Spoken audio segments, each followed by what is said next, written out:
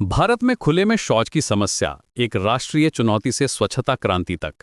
कल्पना कीजिए कि आप एक ऐसे देश में रहते हैं जहां करोड़ों लोग हर सुबह अपनी बुनियादी जरूरतों के लिए खुले मैदान में जाने को मजबूर हैं, जहां महिलाओं और बच्चियों को अंधेरे में डर और असुरक्षा के साथ अपनी गरिमा से समझौता करना पड़ता है। ये कोई कल्पना नहीं, बल्कि भारत की एक कड़वी सच्चाई थी। आज हम बात करेंगे उस समस्या की जो सिर्फ स्वच्छता का मुद्दा नहीं, बल्कि मानवाधिकारों का संकट था, खुले में शौच की समस्या। 2014 से पहले भारत दुनिया के 60% से ज्यादा खुले में शौच करने वाले लोगों का घर था। ये आंकड़ा सिर्फ एक संख्या नहीं, बल्कि करोड़ों लोगों की पीड़ा की कहानी है। हर दिन लाखों बच्चे दस्त, हैजा और टाइफाइड जैसी बीमारियों से जूझते थे, ऐसी बीमारियां जो पूरी तरह से रोकी जा सकती थीं। 5 साल से कम उम्र के बच्चों में दस्त मृत्यु का एक प्रमुख कारण था। यह सिर्फ स्वास्थ्य की समस्या नहीं थी, बल्कि हमारे समाज की नींव को हिला देने वाला मुद्दा था। महिलाओं और लड़कियों के लिए स्थिति और भी गंभीर थी। उन्हें न सिर्फ अपनी गरिमा से समझौता करना पड़ता था, बल्कि हिंसा और उत्पीड़न का भी सामना करना पड़ता था। रात के अंधेरे में या सुबह के वक्त वे असुरक्षित जगहों पर जाने को मजबूर थीं। कई बार तो स्कूली लड़कियां अपनी पढ़ाई छोड़ने को मजबूर हो जाती थीं, क्योंकि स्कूलों में उचित शौचालय की व्यवस्था नहीं थी। महिलाओं की गरिमा सीधे तौर पर सुरक्षित और निजी शौचालय की उपलब्धता से जुड़ी हुई है। ये सिर्फ एक कथन नहीं, बल्कि लाखों महिलाओं का जीवंत अनुभव था। इस समस्या की जड़ें गहरी थीं। सदियों पुराने सांस्कृतिक रीति रिवाज, सामाजिक आर्थिक असमानताएं, बुनियादी ढांचे की कमी और जागरूकता का अभाव, ये सभी कारक मिलकर इस समस्या को और भी जटिल बना रहे थे। कई समुदायों में ये मान्यता थी कि घर में शौचालय बनाना अशुभ है। गरीबी और संसाधनों की कमी ने समस्या को और भी बढ़ाया। सरकारी प्रयास भी अक्सर अपर्याप्त और अप्रभावी साबित होते थे। लेकिन फिर आया वो मोड़ जिसने भारत की तस्वीर ही बदल दी।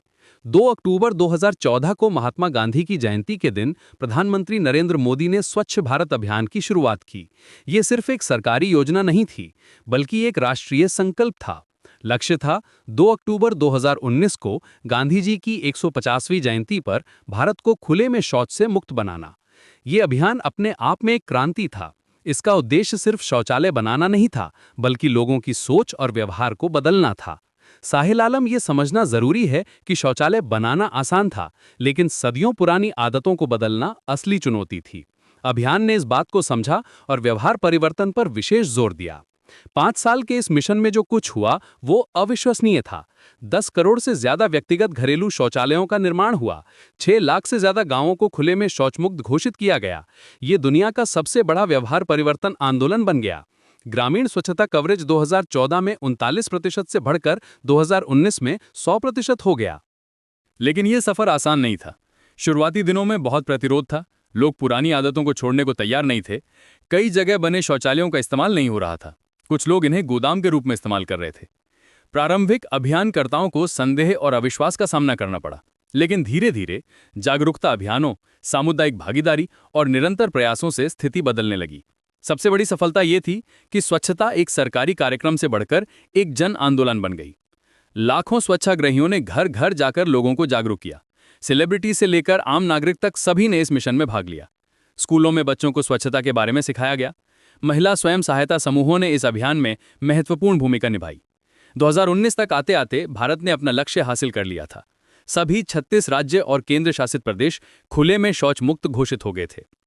ये उपलब्धि संयुक्त राष्ट्र के सतत विकास लक्ष्य 6.2 को निर्धारित समय से 11 साल पहले हासिल करने के बराबर थी। ये सिर्फ भारत की नहीं, बल्कि पूरी दुनिया की एक बड़ी उपलब्धि थी। लेकिन कहानी यहीं खत्म नहीं होती। 2020 में स्वच्छ भारत मिशन का दूसरा चरण शुरू हुआ। इसका उद्देश्य था खुले में शौच मुक्त स्थिति को बनाए रखना और ठोस तथा तरल कचरे के प्रबंधन में सुधार करना। ODF प्लस मॉडल के तहत गांवों में कॉम्प्रिहेंसिव वेस्ट मैनेजमेंट सिस्टम स्थापित किए जा रहे हैं। 1,40,000 करोड़ रुपए का निवेश इस दूसरे चरण के लिए किया गया है। आज 2025 में हम देख सकते हैं कि ये मिशन कितना सफल रहा है।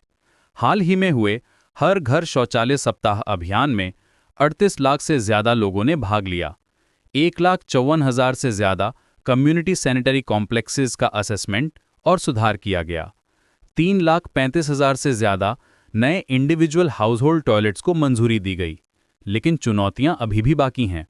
शौचालयों का निरंतर उपयोग सुनिश्चित करना, इंफ्रास्ट्रक्चर को मेंटेन करना और वेस्ट मैनेजमेंट को इफेक्टिवली हैंडल करना, ये सभी ऑनगोइंग चैलेंजेस हैं। कुछ एरियाज में अभी भी लोग पुरानी आदतों में वापस जाने की कोशिश करते हैं। इसीलिए बिहेवियरल चेंज कैंपेन्स और अवेयरनेस प्रोग्राम्स लगातार चलाए जा रहे हैं। इस पूरी यात्रा का सबसे बड़ा इम्पैक्ट महिलाओं और बच्चियों के जीवन पर पड़ा है। डर से आज़ादी तक ये वो सफ़र है जो लाखों महिलाओं ने घरेलू शौचालयों के आने के साथ तय किया है। अब वे रात के अंधेरे में बाहर जाने को मजबूर नहीं हैं। उनकी गरिमा और सुरक्षा दोनों सुनिश्चित हुई है। स्कूली लड़कियों की अटेंडेंस बढ़ी है क्योंकि अब स्कूल्स में प्रॉपर टॉयलेट फैसिलिटीज़ हैं। स्वास्थ्य के मामले में भी बड़ा सुधार हुआ है। बच्चों में दस्त और अन्य वाटरबोर्न डिजीजेस के केसेस में सिग्निफिकेंट कमी आई है। ये न सिर्फ जीवन बचाता है बल्कि हेल्थ केयर कॉस्ट्स भी कम करता है। स्टडीज़ बताती हैं कि खुले में शौच और चाइल्डहुड स्टंटिंग और मैलन्यूट्रिशन के बीच स्ट्रॉन्ग कोरिलेशन है। बेहतर सैनिटेशन से इन समस्याओं में भी कमी आई है। आर्थिक दृष्टि से भी ये मिशन बहुत फ़ायदेमंद साबित हुआ है। पहले पुअर सैनिटेशन के कारण भारत को सालाना अरबों डॉलर का नुकसान होता था हेल्थ और प्रोडक्टिविटी लॉसेस के रूप में। अब ये स्थिति काफ़ी बेहतर हुई है। लोगों की प्रोडक्टिविटी बढ़ी है क्योंकि वे कम बीमार पड़ते हैं। हेल्थ केयर पर खर्च कम हुआ है।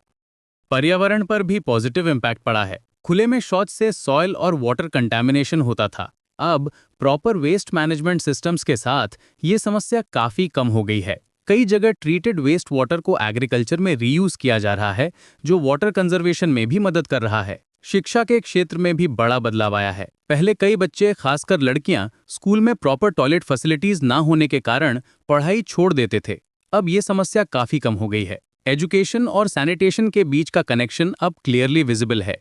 ये मिशन सिर्फ इंफ्रास्ट्रक्चर डेवलपमेंट के बारे में नहीं था, बल्कि सोशल ट्रांसफॉर्मेशन के बारे में था। इसने दिखाया कि जब पूरा देश एक साथ मिलकर किसी लक्ष्य के लिए काम करता है तो कैसे इम्पॉसिबल लगने वाले काम भी पॉसिबल हो जाते हैं। ये दुनिया के लिए एक एग्जाम्पल बन गया है कि कैसे लार्ज स्केल बिहेवियरल चेंज किया जा सकता है। आज जब हम पीछे मुड़कर देखते हैं तो ये जर्नी इंस्पायरिंग लगती है, लेकिन ये अभी भी ऑनगोइंग है। स्वच्छ भारत मिशन का दूसरा चरण अब कॉम्प्रिहेंसिव सैनिटेशन की दिशा में काम कर रहा है। ODF प्लस से ODF प्लस प्लस तक का सफर जारी है। Solid waste management, liquid waste treatment और सस्टेनेबल सैनिटेशन प्रैक्टिसेस, ये सभी अब फोकस एरियाज हैं। भविष्य की तस्वीर उज्जवल है। एक ऐसा भारत जहां हर नागरिक को सेफ और डिग्निफाइड सैनिटेशन की सुविधा मिले, जहां कोई भी बच्चा प्रिवेंटेबल डिजीजेस से ना मरे, जहां महिलाओं को अपनी बेसिक नीड्स के लिए अपनी गरिमा से समझौता ना करना पड़े, जहां एनवायरनमेंट क्लीन और हेल्दी हो। ये सिर्फ एक सपना नहीं बल्कि एक अचीवेबल रियलिटी है। खुले में शौच के खिलाफ लड़ाई एक हेल्दियर, अधिक इक्विटेबल और डिग्निफाइड भारत के लिए लड़ाई है। ये जर्नी अभी भी जारी है और हर नागरिक इसका हिस्सा है। स्वच्छता सिर्फ एक गवर्नमेंट प्रोग्राम नहीं बल्कि हमारी जिम्मेदारी है। आने वाली पीढ़ियों के लिए एक क्लीन और हेल्दी इंडिया छोड़ना हमारा कर्तव्य है। ये कहानी हमें सिखाती है कि डिटर्मिनेशन, कलेक्टिव एफर्ट और सस्टेन्ड कमिटमेंट के साथ कैसे सबसे बड़ी चैलेंजेस को भी ओवरकम किया जा सकता है। स्वच्छ भारत अभियान सिर्फ टॉयलेट्स बनाने के बारे में नहीं था, बल्कि एक बेहतर भारत बनाने के बारे में था। और ये मिशन अभी भी जारी है, क्योंकि स्वच्छता एक कॉन्टिन्यूअस प्रोसेस है, एक डेस्टिनेशन नहीं।